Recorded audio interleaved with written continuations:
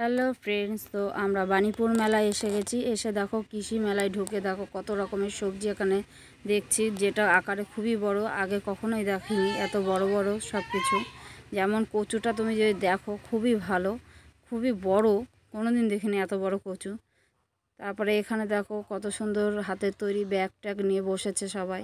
এখানে সমস্ত কাঠের জিনিস পাওয়া যায়, বাঁশি টাশি, তারপরে ঠাকুরের সব কিছু। এইটা আমার দিদির মেয়ে, এটা আমার দিদি। এখানে আমার বর দেখো আমার দিদি ছোটো মেয়েকে নিয়ে ঘুরছে, আর পিছনে সবাই আছে। এখানে আমরা 7-8 জন মিলে গেছিলাম। এইখানে দেখো কাঠের জিনিস, এখানে সাজার জিনিসের দোকান। আর আমার দিদির মেয়ে খুব বায়না করছিল মিকি মাউস চড়বে, তাই মিকি মাউস চড়াচ্ছিলাম এখানে। আমরা এখানে দাঁড়িয়ে ওয়েট করছিলাম ওরা কখন আসবে।